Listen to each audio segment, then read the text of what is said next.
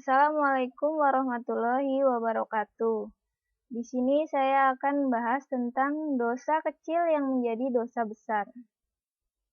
Sebelumnya kita akan bahas pengertian dari dosa.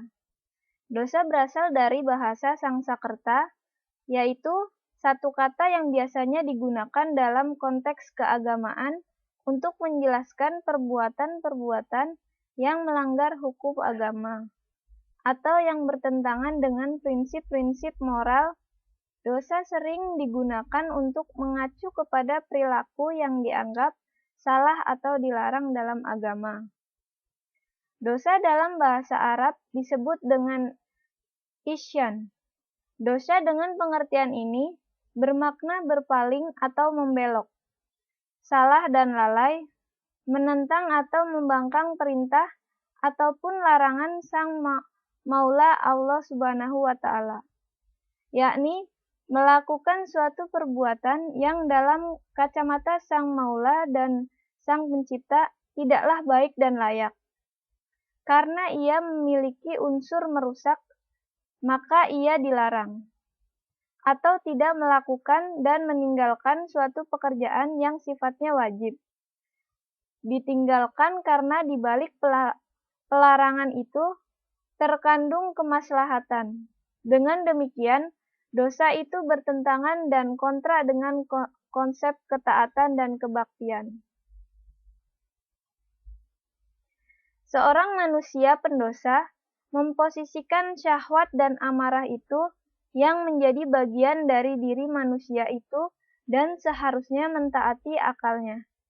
Sebagai pemimpin dari semuanya, yakni menundukkan akal, dan ketika syahwat dan amarah telah menguasai dirinya, maka hal itu akan menjadi kesayangan dan kekasihnya, dan pada masa itu, setiap ia melakukan suatu pekerjaan, maka pekerjaan tersebut harus disenangi oleh syahwat atau disenangi oleh rasa amarah.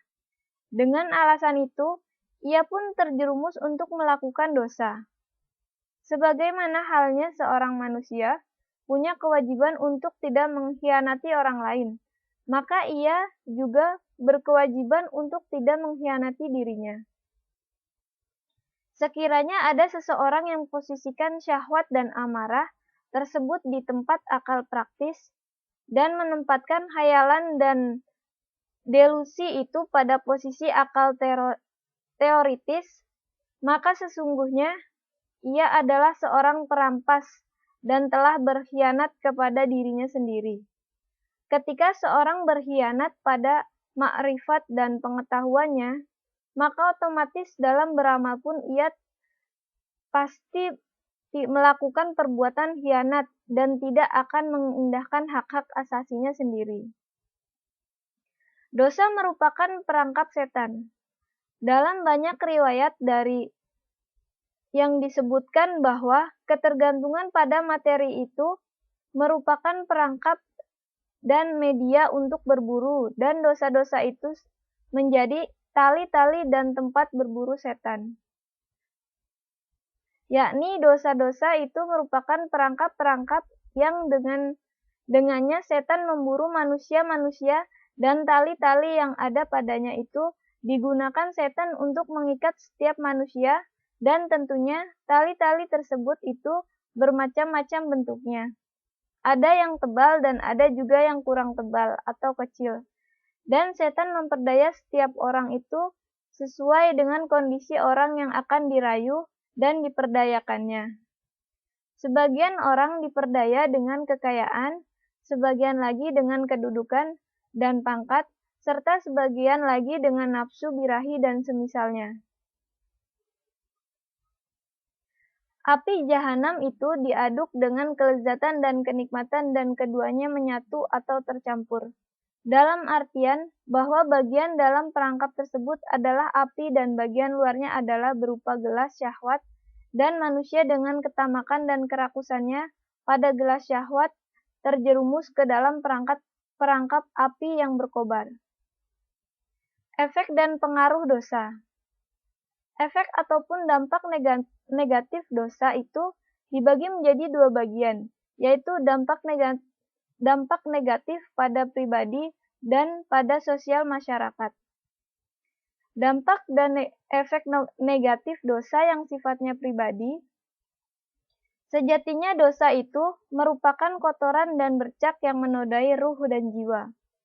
Akibat dosa manusia tidak lagi merasakan nikmatnya tidur yang diselingi dengan mimpi-mimpi indah, berupa makrifat dan pengetahuan, dan juga tidak memiliki kondisi baik ketika terjaga sehingga ia bisa menemukan dan menyerap ilmu-ilmu hakikat dan mengajarkannya secara benar kepada orang lain. Oleh karena itu, kalau ruh dan jiwa telah dijejali noda dan menjadi gelap, maka betapa banyak rahasia-rahasia yang tidak bisa diraih dan dicapainya. Allah Subhanahu wa Ta'ala menjadikan ruh dan jiwa sebagai sumber ilham dan bersumpah dengan menyebutnya. Seorang yang dikatakan pesuluk adalah sedikit berbicara dan menjaga makanannya. Dengan inilah ia dapat mendengar suara ilham-ilham ilahi. Karena kalau seseorang hendak mendengar suara dari dalam dirinya, maka ia harus diam dan tidak berbicara.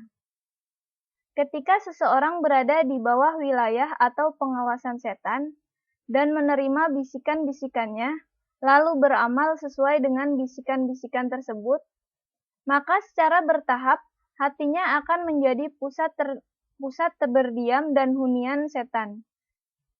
Sedemikian sehingga setan menjadi pelayannya. Hal ini sebagaimana disebutkan dalam beberapa ayat Al-Quran, hati manusia pendusta dan pembohong menjadi sarang kediaman para setan. Namun seseorang yang dalam masalah-masalah ilmiah sangat amanah dan menepati janji, dan juga dalam masalah-masalah harta dan ilmiah, amanah dan terpercaya, maka hatinya terjaga dan terpelihara dari sasaran tembak setan. Dosa merupakan hijab dan penghalang untuk mengenal diri dan jiwa. Akibat dosa, manusia dapat melupakan Allah Subhanahu wa Ta'ala. Dan kelalaian ini adalah hijab yang dapat menjadi penghalang dari pengenal diri dan jiwa dan tidak membiarkan orang tersebut mengenal dirinya. Kalau ada seseorang yang menjerumuskan dirinya dalam kerusakan dan maksiat, maka ia telah menjatuhkan wujud dirinya itu untuk selamanya. Ia mengikat dirinya sendiri dan tidak ada satupun yang bisa melepaskan ikatan tersebut. Meski harus dibakar dengan api neraka, karena meskipun api itu punya kekuatan untuk melelehkan besi, namun kalau besi itu adalah api itu sendiri, yaitu api yang berbentuk besi, maka tak ada satupun yang bisa melelehkannya. Dampak dan efek lain dosa adalah bahwa seorang pendosa itu akan kehilangan kenikmatan dan kelezatan bermunajat dan berdoa.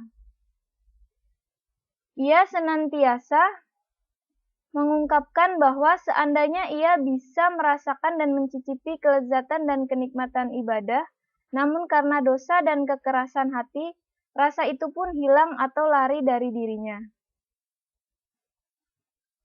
Dalam riwayat lain juga, yang menjadi perhatian besar bahwa dosa itu merupakan sebuah tirai penghalang. Misalnya sabda Rasulullah SAW yang mengatakan bahwa ketika seorang manusia melakukan dosa, maka akan nampak dalam hatinya itu sebuah titik hitam, dan kalau ia menghindarinya serta bertaubat, maka hatinya akan mengkilap. Namun kalau ia mengulang dosa tersebut, maka titik hitam itu akan bertambah banyak sehingga memenuhi hatinya. Dan juga Rasulullah SAW bersabda, dosa yang telah menumpuk dapat merusak dan menghancurkan hati manusia. Atau dinukil dari Imam Syafi'i alaihissalam, beliau bersabda, tiada yang lebih jelek yang dapat merusak hati melebihi dosa. Hati akan berada di bawah kendalinya dan secara bertahap dosa berpengaruh dalam dirinya sehingga ia menguasai diri manusia. Demikian juga Imam Syafi'i alaihissalam bersabda, saya wasiatkan kepadamu untuk bertakwa dari segala yang diharamkan, berusaha dan seriuslah dalam beribadah, Ketahuilah bahwa beribadah tanpa menjauhi hal-hal yang diharamkan sama saja dengan perbuatan sia-sia dan tidak punya manfaat. Dalam hadis Nabi Shallallahu Alaihi Wasallam yang ditujukan kepada Abu Dzar disebut bahwa, wahai Abu Dzar, dasar agama adalah meninggalkan dosa, dan rahasia agama adalah taat kepada Allah Subhanahu wa Ta'ala. Ketahuilah bahwa kalau pada dampak sholat, karena badan pun menunduk ruku, dan karena puasa, badan pun menjadi kurus, semua tak ada guna dan manfaatnya kecuali dengan wara dan meninggalkan dosa-dosa. Wahai Abu Dzar, mereka yang meninggalkan hal yang diharamkan di dunia dan memiliki jalan berhak menjadi wali-wali dan sahabat-sahabat Allah Subhanahu wa Ta'ala. Mengingkari hari kiamat, dosa dapat menjadi penghalang untuk mengenal hari kiamat, yakni mungkin saja seseorang itu tahu tentang hari kiamat, namun ilmunya tertanam di bawah bayangan hawa nafsu. Tentu bahwa ilmu semacam ini tidaklah memberi manfaat.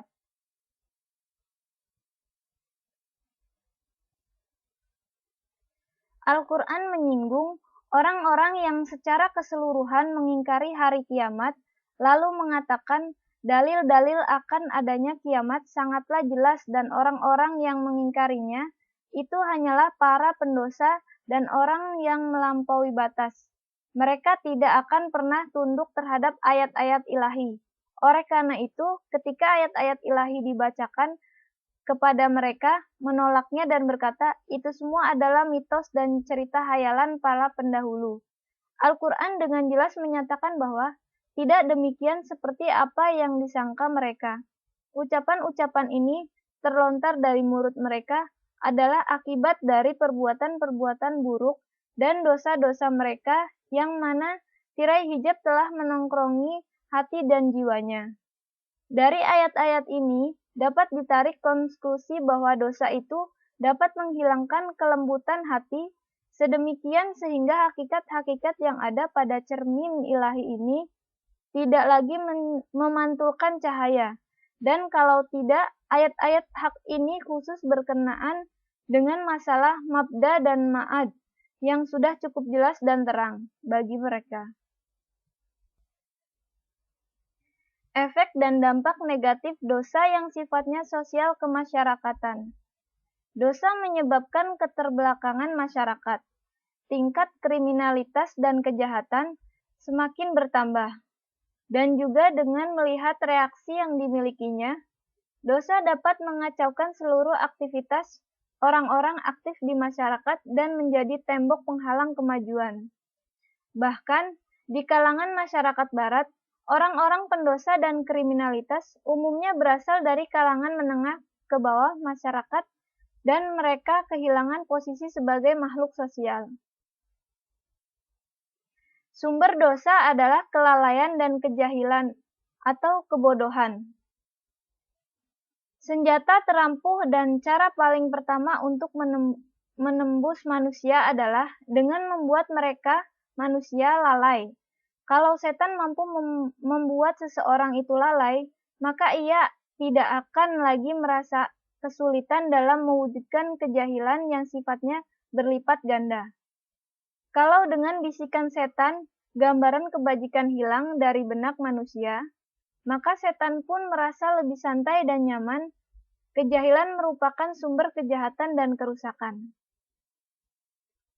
Ayat-ayat yang berkenaan dengan kisah Nabi Yusuf alaihissalam menunjukkan bahwa rasa cinta yang dibarengi dengan dosa dan penyelewengan instik itu semua bersumber dari kebodohan dan kejahilan, jahil terhadap nilai-nilai eksistensial manusia, jahil terhadap efek dan dampak positif dari kesucian dan kebersihan diri dan jiwa, jahil terhadap akibat naas dari dosa, dan terakhir jahil terhadap seluruh perintah dan larangan Allah Subhanahu wa Ta'ala. Solusi dan jalan selamat. Ada beberapa solusi dan jalan selamat yang bisa disebutkan di sini. Yang pertama, taubat dari dosa. dan beristighfar. Taubat dalam bahasa Arab diartikan sebagai ru'uj, kembali. Ketika hamba kembali kepada tuannya, maka itu dikatakan ia telah bertaubat. Allah Subhanahu wa Ta'ala dalam Al-Quran menyeru kepada seluruh kaum mukminin untuk bertaubat. Yang kedua, mengingat dosa. Yang ketiga, mengingat Allah Subhanahu wa Ta'ala. Yang keempat, adanya keinginan dan tekad manusia untuk tidak melakukan dosa itu lagi.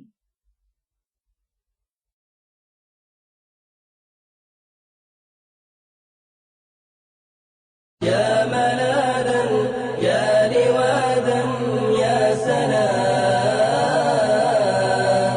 ذرة من ومضه تجل الحلك آمل الأكوان في الخير فما خاب في الأكوان عبد أملك يا ملاذا يا لواذا يا سنا ذرة من ومضه تجل الحلك آمل الأكوان في الخير فما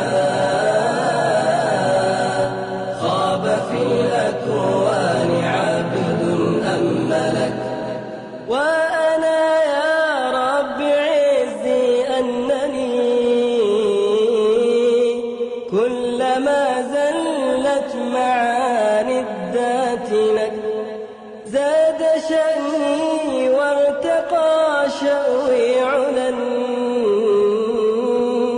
مشرئبا فلك الإثرى فلك وبنفسي في تعالي نفسيا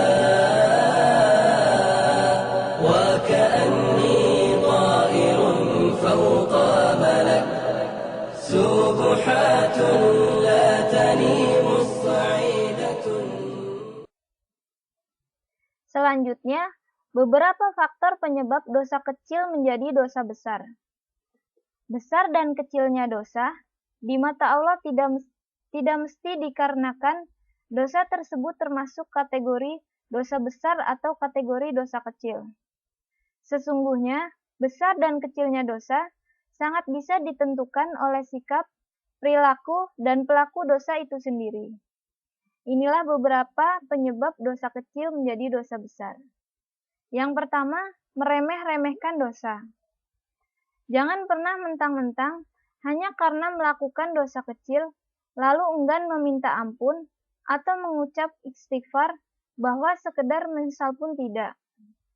Rasulullah Shallallahu Alaihi Wasallam bersabda, waspadalah terhadap sikap meremehkan dosa, karena kapan saja seseorang melakukan hal tersebut, maka dia akan binasa. Yang kedua, merasa aman terhadap siksa Allah Subhanahu wa Ta'ala, yaitu ketika pelaku dosa kecil terbuai dengan kemurahan Allah dan menutupi dosa, ia tidak sadar bahwa itu adalah penangguhan dari Allah untuknya. Bahkan ia menyangka bahwa Allah sangat mengasihinya dan memberi perlakuan lain kepadanya. Berikut adalah yang ketiga, merasa senang atau beruntung dengan dosa itu. Sikap seperti ini sudah sangat umum kita saksikan di keseharian kita. Contohnya saja, sangat banyak para koruptor, perampok, pencuri, penjudi, biang gosip, tukang fitnah, dan lain-lain. Mereka-mereka ini pasti akan senang dan merasa beruntung jika aksi-aksi mereka berhasil. Bahkan tidak jarang saat melakukannya mereka tertawa terbahak-bahak dengan senangnya. Hadis riwayat Abu Naim mengatakan bahwa barang siapa berbuat dosa sambil tertawa, niscaya ia akan masuk neraka seraya menangis. Yang keempat, dosa yang dilakukan terus-menerus. Sekecil apapun dosa, tapi jika selalu dilakukan, lama-kelamaan dosa itu akan menjadi dosa besar, dan akhirnya menutupi kejernihan hati. Rasulullah SAW telah bersabda, Berhati-hatilah kalian terhadap dosa kecil, sebab jika ia berkumpul dalam diri seseorang akan dapat membinasakannya. Hadis riwayat Ahmad dan Tabrani. Seorang sahabat Rasulullah SAW berkata, tidak dianggap dosa kecil jika terus-menerus dan tidak dianggap dosa besar jika disertai dengan istighfar. Yang kelima, mengekspos dosa.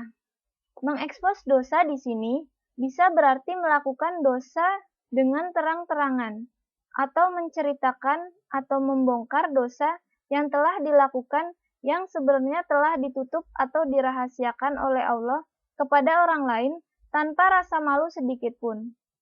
Menceritakan perbuatan atau melakukan dengan terang-terangan dapat mengundang hasrat orang lain yang mendengar atau melihatnya untuk ikut melakukan perbuatan dosa itu.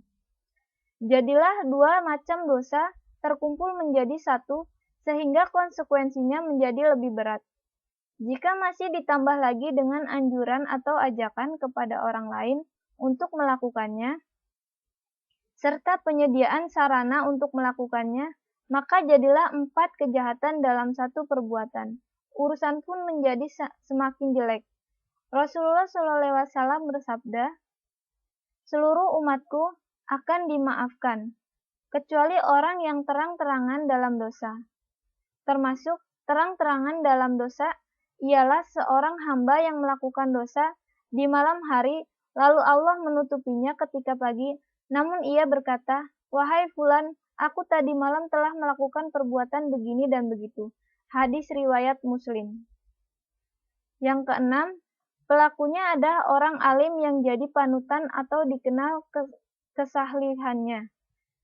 Apabila ia melakukan dosanya itu dengan disaksikan orang lain, dosanya menjadi dosa besar, seperti menggunjing orang atau berkata kasar dalam perdebatan atau menyepelekan orang dengan sengaja atau sibuk mempelajari ilmu yang bertujuan hanya untuk mencari kedudukan seperti ilmu retorika perdebatan.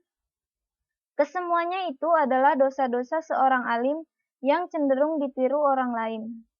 Karena ketika si alim meninggal dunia, kejahatannya tetap bertebaran di muka bumi dalam jangka waktu yang panjang.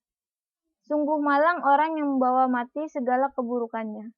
Allah berfirman, kami menuliskan apa yang telah mereka kerjakan dan bekas-bekas yang mereka tinggalkan. Surat Yasin ayat 12. Yang ketujuh, merasa tidak apa-apa.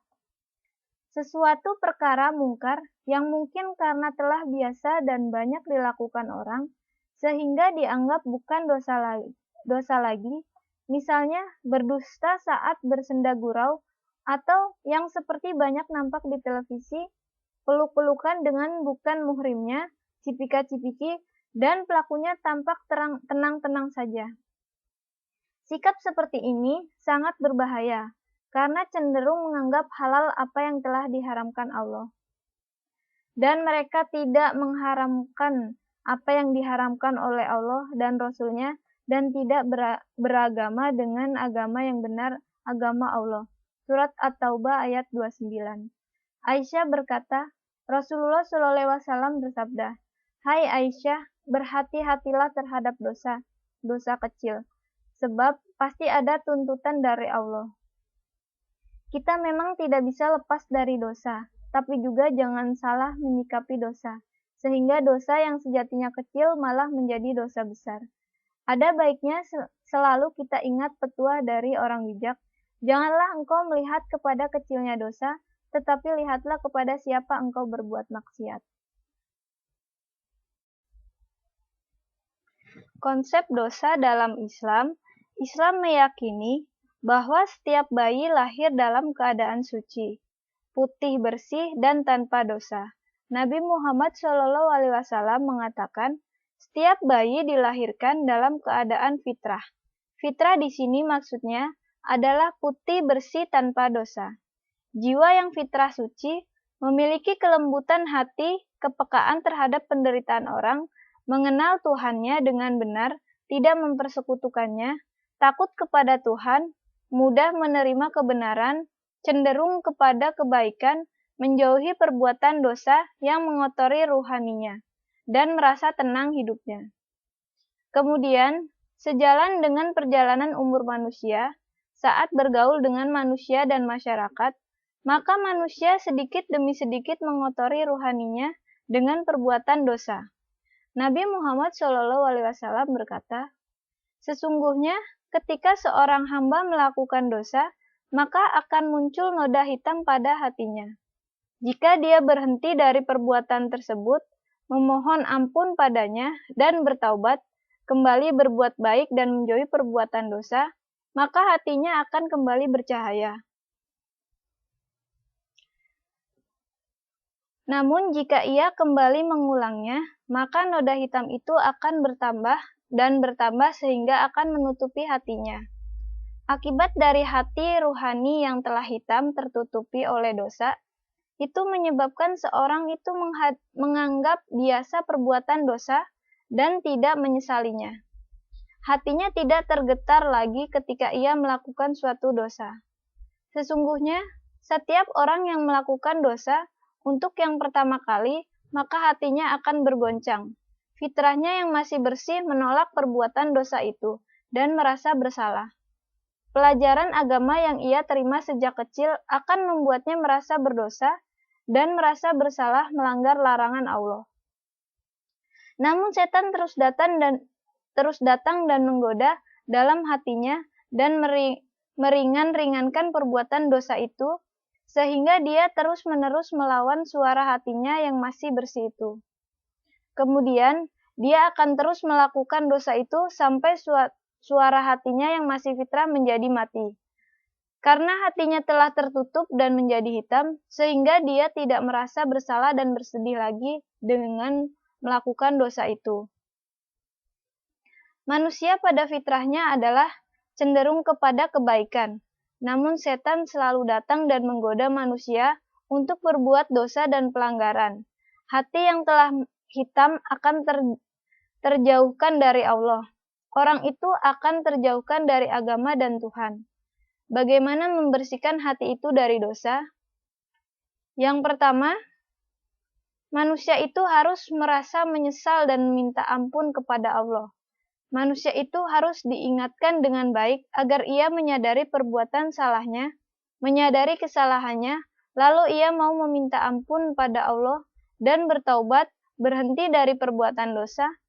Kemudian, ia harus berusaha membersihkan noda-noda hitam itu dengan melakukan perbuatan-perbuatan baik dan melaksanakan peribadatan-peribadatan yang disyariatkan. Maka hatinya akan kembali dibersihkan dan menjadi cemerlang. Al-Quran, sesungguhnya perbuatan-perbuatan baik itu menghapuskan perbuatan-perbuatan buruk atau dosa. Itulah peringatan bagi orang-orang yang selalu mengingat Tuhan. Peribadatan dalam Islam sesungguhnya merupakan usaha untuk memelihara kebersihan hati dan menjadikan lembut, peka, juga membersihkan dari kotoran. Maka Al-Quran menyebut sebagai pendusta agama orang muslim yang sholatnya tidak memberi pengaruh bagi kelembutan kepekaan hatinya, serta tidak menjauhkannya dari dosa-dosa besar. Ibadah sholat juga harus bisa menimbulkan hati yang dipenuhi hikmah. Karena terbukanya hikmah, Al-Quran yang ia baca ketika sholat sebagai hasil komunikasinya dengan Allah. Ibadah puasa adalah untuk membersihkan hatinya dari kotoran-kotoran dosa. Dengan berpuasa, menahan lapar, dosa perut, kerakusan makanan, menahan dosa mata, melihat yang dilarang, mengundang birahi, dosa mulut, bergunjing, membicarakan keburukan orang, berdusta, berbicara kasar, memaki, adu domba, fitnah, dosa telinga, mendengar semua dosa mulut, dan yang dilarang, dosa anggota badan, menyakiti orang, berkelahi, dan melangkah menuju tempat yang ramai dosa. Dosa kemaluan yaitu berzina, hubungan seks sejenis, dan dosa hati, iri, dengki, marah, dendam, bangga diri, tidak syukur, sombong, ingin dipuja, dan disanjung. maka dikatakan ibadah puasa yang berhasil akan bisa membersihkan hati seorang muslim ke tingkat sebagaimana dilahirkan dari rahim ibunya, fitrah yaitu suci, dengan bantuan rahmat Allah pada malam Qadar. Ibadah zakat adalah untuk membersihkan hati dari dosa tamak terhadap harta dunia. Ibadah hati yaitu syahadat adalah untuk membersihkan hati manusia dari dosa mempersekutukan Tuhan dan menjaga fitrah manusia yang tauhid. Ibadah haji khusus adalah untuk menggali akar agama Islam, mengikuti tauladan Nabi Ibrahim yang hanif atau lurus. Dosa menurut Islam adalah perbuatan buruk yang tidak saja akan berakibat buruk baik terhadap ruhani individu pelakunya, namun juga secara nyata terhadap individu itu sendiri maupun terhadap masyarakat. Perbuatan dosa dilarang karena bersifat merusak dan menghancurkan, menyebabkan pertengkaran antar manusia, mengkasarkan hati, menjauhkan manusia dari Tuhan, merusak alam dan menghancurkan masyarakat. Di dalam Islam terdapat dosa-dosa besar dan dosa-dosa kecil. Pembagian ini disebabkan pengaruhnya dalam merusak hati manusia dan masyarakat. Dosa yang terbesar bagi manusia adalah dosa mempersekutukan Tuhan. Setelah itu, yang termasuk dosa-dosa besar adalah membunuh, berzina, berjudi, mabuk, dan narkoba, mencuri, riba, durhaka pada orang tua, dosa-dosa dalam 10 perintah Tuhan kecuali hari Sabat. Dosa-dosa kecil adalah dosa-dosa selain dosa-dosa besar. Dosa-dosa besar lebih sukar dihapusnya di samping dosa-dosa kecil. Jika kamu menjauhi dosa-dosa besar yang dilarang kamu mengerjakannya, niscaya kami hapus kesalahan-kesalahanmu, dosa-dosa kecil, dan kami masukkan kamu ke tempat yang mulia, yaitu surga. Nabi Muhammad mengatakan, kesabaran dalam menerima bencana dan ketika sakit juga bisa menghapuskan dosa-dosa kecil. Di akhirat, menurut Islam, kotoran hati ruhani akibat dosa-dosa inilah yang akan dibakar di dalam siksa neraka, sehingga setelah hati ruhaninya bersih, maka manusia akan masuk ke dalam surga. Semakin hitam dan sukar dihapus kotoran hati ruhani, maka akan semakin lama seseorang itu dalam neraka. Semakin sedikit dan semakin mudah dihapusnya kotoran hati, maka akan semakin sebentar seseorang itu dalam neraka. Dosa mempersekutukan Tuhan adalah dosa yang sangat gelap dan sukar dihapuskan. Oleh karena itu, seorang akan berada dalam neraka untuk jangka waktu yang sangat lama sehingga disebut dalam Al-Quran sebagai kekal. Sesungguhnya, Allah tidak akan mengampuni dosa mempersekutukan Tuhan, dan Dia mengampuni segala dosa selain dari dosa itu, bagi siapa yang dikehendakinya. Barang siapa yang mempersekutukan Allah, maka sungguh ia telah berbuat dosa yang sangat besar. Al-Quran mengatakan bahwa setiap manusia akan memasuki neraka, kecuali para nabi dan orang-orang pilihan. Jumlahnya sangat sedikit. Setiap muslim akan masuk ke dalam neraka untuk dicuci dosa-dosanya sesuai kadar kekotoran rohaninya. Namun, seorang muslim masih bisa berharap ampunan Allah setelah dosa-dosanya dicuci dalam neraka. Kemudian bisa masuk ke dalam surga karena mereka tidak mempersekutukan Allah. Namun seorang yang mempersekutukan Allah tidak akan mengampuninya dan akan mengalami siksa neraka yang sangat lama atau kekal. Katakanlah, wahai Nabi Muhammad SAW, apakah aku akan mencari Tuhan selain Allah, padahal Dia adalah Tuhan bagi segala sesuatu, dan tidaklah seorang membuat dosa, melainkan kemudaratannya, akibat buruknya, kembali kepada dirinya sendiri. Dan seorang tidak akan memikul dosa orang lain, kemudian kepada Tuhanmulah kamu kembali, dan akan diberikannya kepadamu apa yang kamu perselisihkan. Dan ingatlah ketika Tuhanmu mengeluarkan keturunan Adam dari surga, mereka dan Allah mengambil kesaksian terhadap jiwa mereka. Bukankah aku Tuhanmu?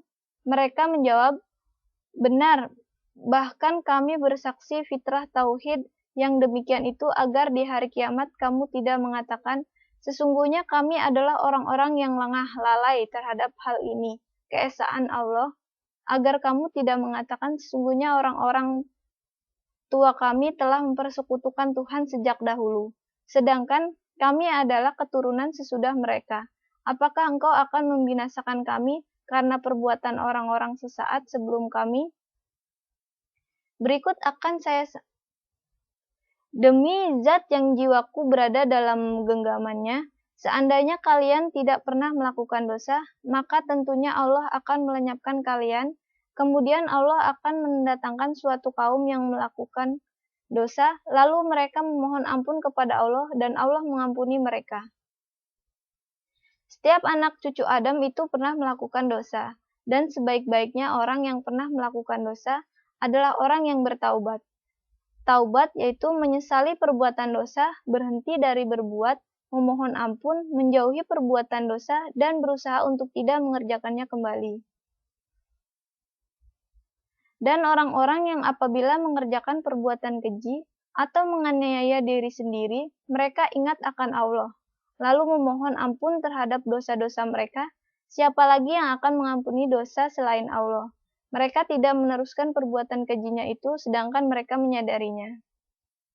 Sesungguhnya, seorang yang beriman itu melihat dosa-dosanya seakan-akan dia sedang berada di kaki gunung, ia takut gunung itu jatuh menimpanya, sedangkan seorang yang berdosa itu melihat dosa-dosanya seperti lalat yang terbang di depan hidungnya.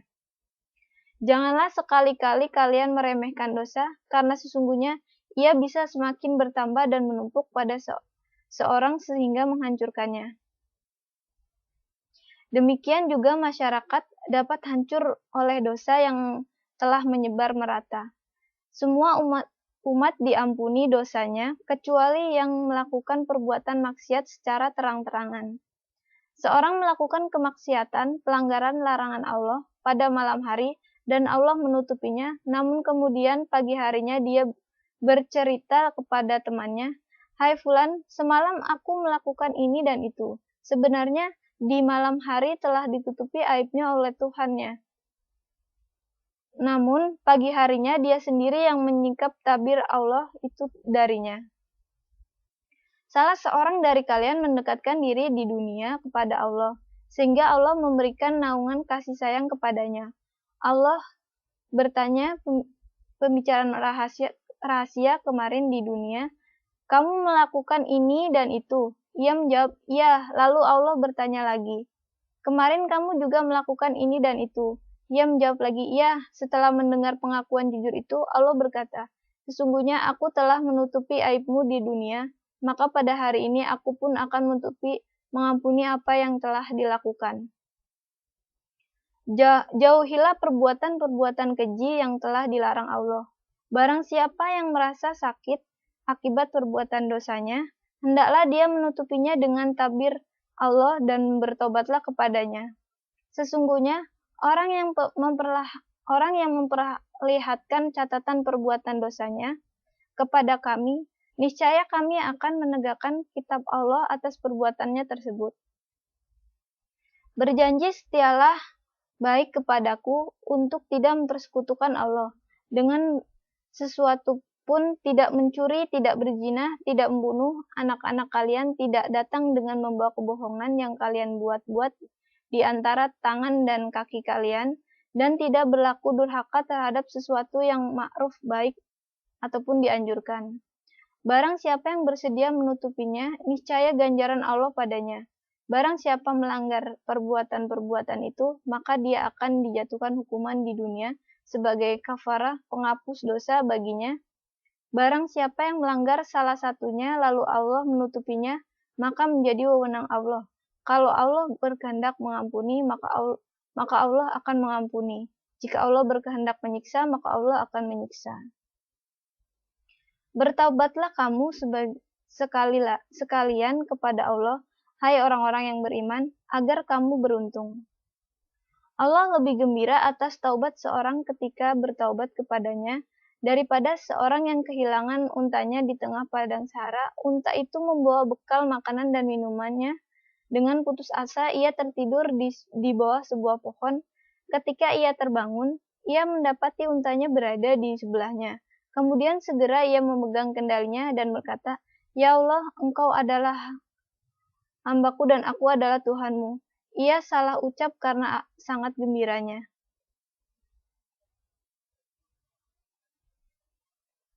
Wahai Rasul Allah, salah seorang di antara kami telah berbuat dosa. Itu akan dicatat, namun kemudian ia memohon ampun dan bertobat dari dosanya itu. Dosanya diampuni dan taubatnya diterima. Tapi ia kembali mengulangi perbuatan dosanya, itu akan dicatat, namun kemudian ia memohon ampun dan bertobat dari dosanya itu. Dosanya diampuni dan taubatnya diterima. Tapi dia kembali melakukan dosa, itu akan dicatat dan Allah tidak akan bosan sampai kalian sendiri bosan melakukan dosa dan bertaubat kepadanya. Sesungguhnya, orang-orang yang bertakwa takut kepada Tuhannya, bila mereka tertimpa kebimbangan dari setan, mereka ingat kepada Allah. Maka ketika itu juga mereka melihat kesalahan-kesalahan mereka. Teman-teman mereka, orang kafir dan durhaka, membantu setan-setan dalam menyesatkan mereka, dan mereka tidak henti-hentinya menyesatkan. Maka sesungguhnya Dia Maha Pengampun bagi orang yang bertaubat. Sesungguhnya Allah kagum pada seseorang yang berdoa, "Tidak ada Tuhan selain Engkau, sesungguhnya aku telah berbuat aniaya dosa kepada diriku sendiri, maka ampunilah dosa-dosaku karena sesungguhnya tidak ada yang bisa mengampuni dosa-dosaku selain Engkau." Allah berkata, "Hambaku ini mengerti bahwa dia memiliki Tuhan yang dapat mengampuni dan dapat menghukumnya." Takutlah kepada Allah dimanapun kamu berada. Ikutilah perbuatan buruk dengan perbuatan baik, niscaya Dia akan bisa menghapus dosanya. Dosa hitam. Bergaulah dengan manusia dengan akhlak dan perilaku yang baik. Bagaimana pendapat kalian apabila ada sebuah sungai mengalir di depan rumah kalian, dan kalian mandi di sungai itu sebanyak 5 kali sehari? Apakah masih ada kotoran padanya? Para sahabat Nabi menjawab, "Tidak sedikit pun tersisa kotoran." Kemudian Nabi berkata, "Itulah perumpamaan sholat 5 waktu. Allah menghapuskan dosa-dosa kesalahan dengannya." Seorang bersumpah, "Demi Allah, Allah tidak akan mengampuni dosa si fulan." Allah berkata, "Siapa itu yang berani bersumpah atas namaku bahwa aku tidak akan mengampuni dosa si fulan? Sesungguhnya, aku telah mengampuni dosa si fulan, maka hapuslah amalmu karena ucapanmu itu bersumpah tadi." Neraka dihiasi oleh hal-hal yang menyenangkan syahwat, sedangkan surga dihiasi oleh hal-hal yang tidak menyenangkan.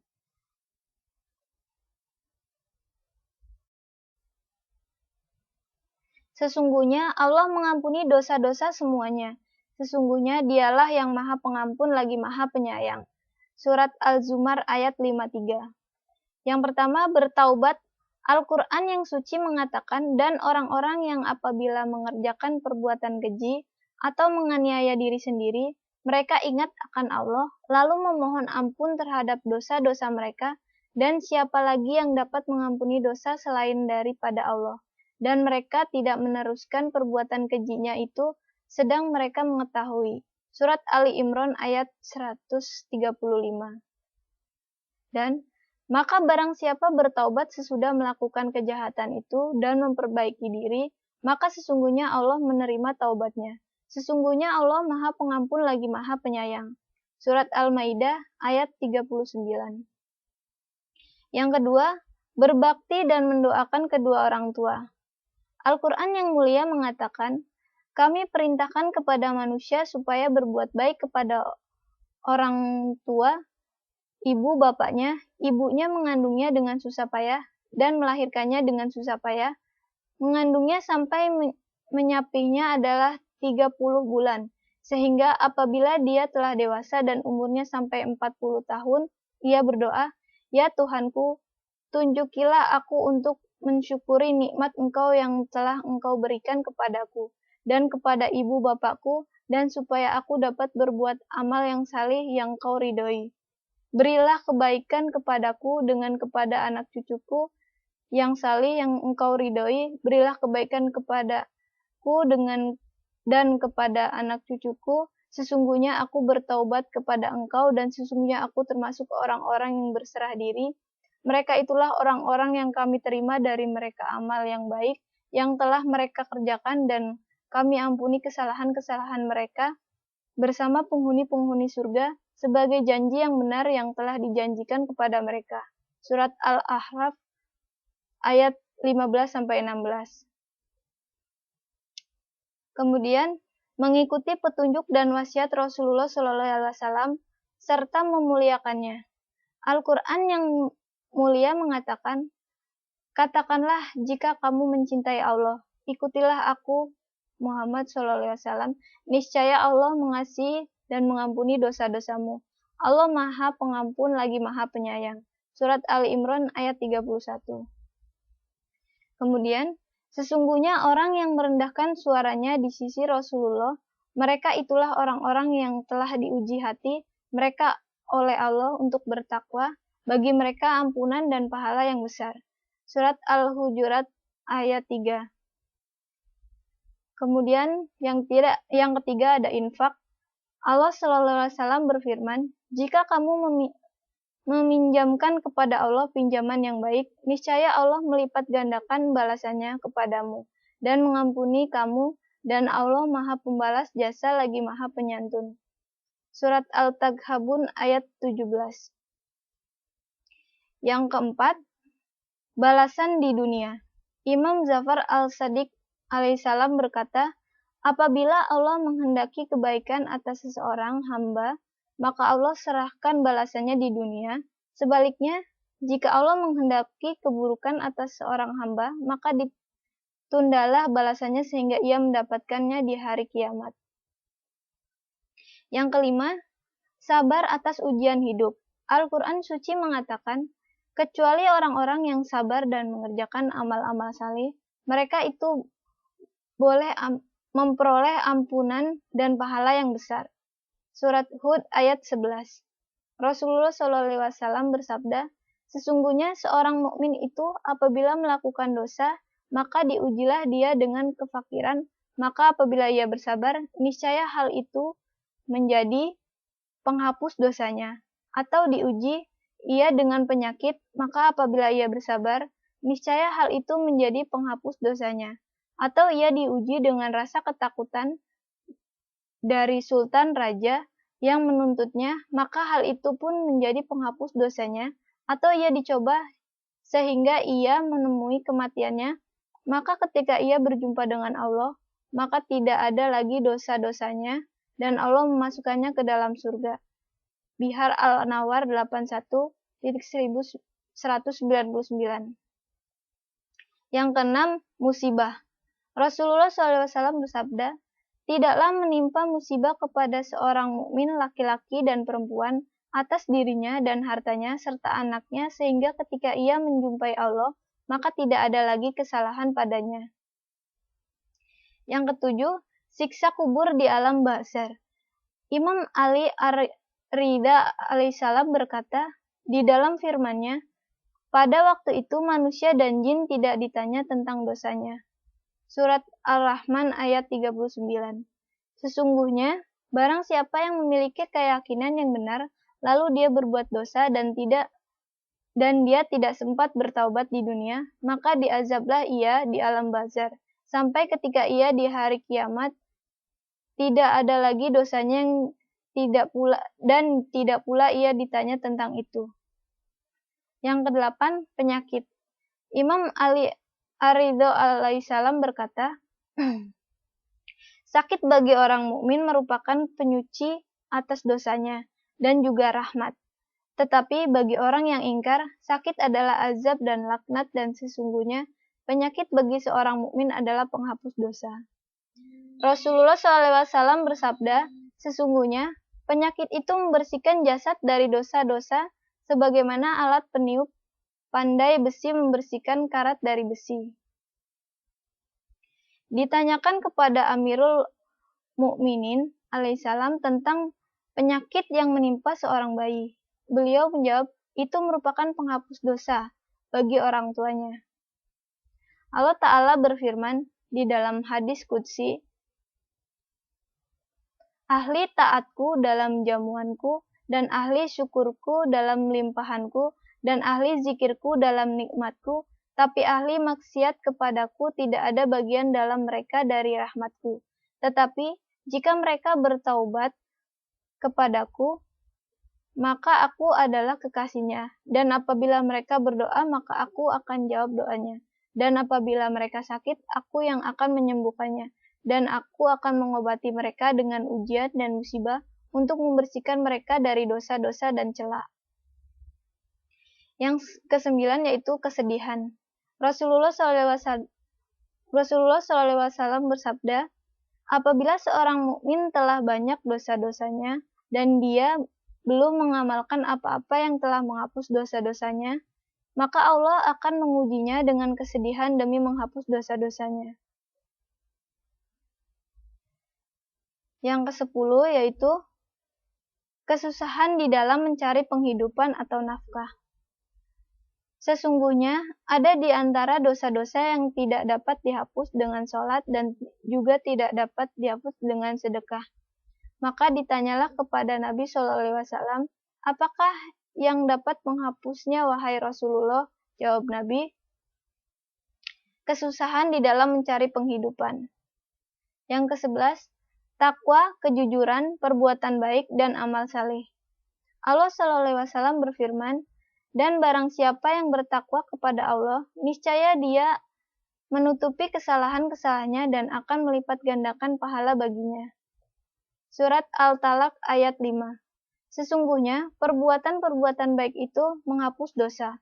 Perbuatan-perbuatan buruk itulah peringatan bagi orang-orang yang ingat. Surat Hud ayat 114. Sesungguhnya, laki-laki dan perempuan yang muslim, laki-laki dan perempuan yang mukmin, laki-laki dan perempuan yang tetap dalam ketaatannya, laki-laki dan perempuan yang benar, laki-laki dan perempuan yang sabar, laki-laki dan perempuan yang khusyuk, laki-laki dan perempuan yang bersedekah, laki-laki dan perempuan yang berpuasa, laki-laki dan perempuan yang memelihara kehormatannya, laki-laki dan perempuan yang banyak menyebut Allah, Allah telah menyediakan untuk mereka ampunan dan pahala yang besar. Wahai orang-orang yang beriman, bertakwalah kamu kepada Allah dan katakanlah perkataan yang benar. Niscaya Allah memperbaiki bagimu amalan-amalanmu dan mengampuni bagimu dosa-dosamu, dan barang siapa mentaati Allah dan Rasul-Nya, maka sesungguhnya ia telah mendapat kemenangan yang besar. Surat Al-Ansab ayat 70-71. Yang ke-12 yaitu akhlak yang baik. Imam Zafar As-Siddiq alaihissalam berkata, sesungguhnya akhlak yang baik itu menghapus kesalahan dosa, sebagaimana matahari mencairkan es, dan sesungguhnya akhlak yang buruk itu merusak amal baik, sebagaimana cuka merusak madu. Rasulullah SAW bersabda, 4 hal yang dapat menghapus dosa dan Allah gantikan dengan kebaikan. Yang pertama, sedekah, yang kedua, malu, yang ketiga, akhlak yang baik, yang keempat, rasa syukur. Yang ke-13, memperbanyak sujud. Seorang laki-laki datang kepada Rasulullah SAW dan berkata, wahai Rasulullah, telah banyak dosa-dosaku, tapi sedikit amalku. Maka Rasulullah bersabda, perbanyaklah sujud, karena sujud itu menggugurkan dosa, sebagaimana angin menggugurkan dedaunan dari pohon. Ke-14, haji dan umroh. Imam Ali bin Abi Thalib alaihissalam berkata, sesungguhnya Rasulullah SAW telah bersabda, dari satu umroh ke umroh berikutnya merupakan penghapusan dosa yang ada di antara keduanya, dan haji yang diterima Allah, balasannya adalah surga. Dan ada suatu dosa di antara dosa-dosa yang tidak dapat diampuni, kecuali dengan wukuf di Arafah. Ke-15, berdoa, beristighfar, dan berzikir. Al-Quran yang mulia mengatakan, dan barang siapa yang mengerjakan kejahatan dan menganiaya dirinya, kemudian ia memohon ampun kepada Allah, niscaya ia mendapati Allah Maha Pengampun lagi Maha Penyayang. Surat Nisa ayat 110. Yang ke-16, banyak membaca sholawat kepada Nabi Muhammad SAW dan keluarganya. Imam Ali Ar-Ridha alaihissalam berkata, barang siapa yang belum mampu untuk menghapus dosa-dosanya, maka perbanyaklah sholawat kepada Nabi Muhammad dan keluarganya, karena yang demikian itu dapat merontokkan dosa serontok-rontoknya. Ke-17, hijrah, berjihad di jalan Allah, dan menampung kaum muhajirin. Al-Quran yang mulia mengatakan, maka Tuhan mereka memperkenalkan permohonannya, sesungguhnya aku tidak menyia-nyiakan amal orang-orang yang beramal di antara kamu, baik laki-laki ataupun perempuan, sebagaimana kamu adalah turunan dari sebagian yang lain.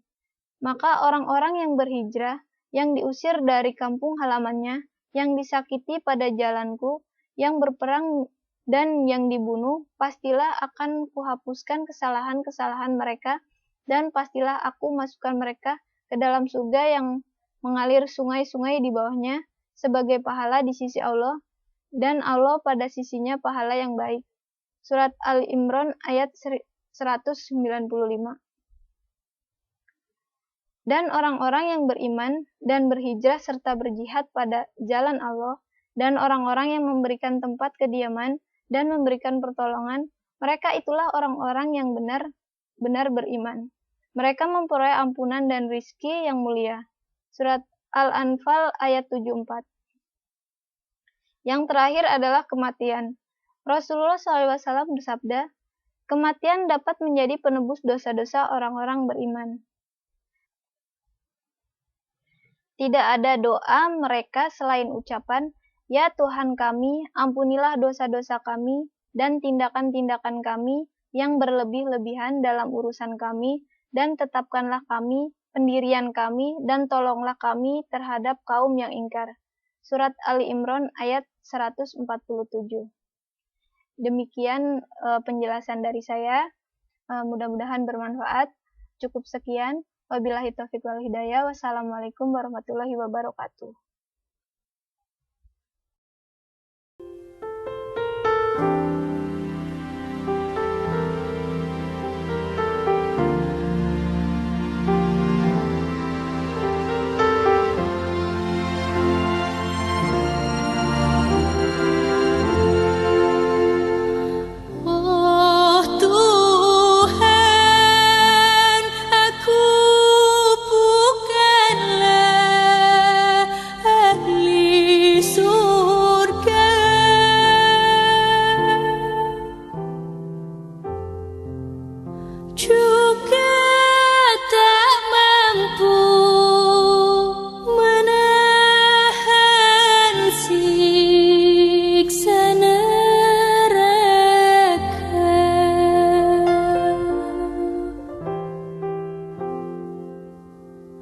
Kabulkan taubat ampuni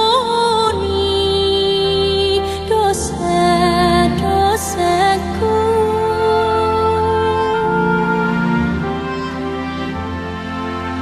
Hanyalah Engkau Maha Pengampun dosa.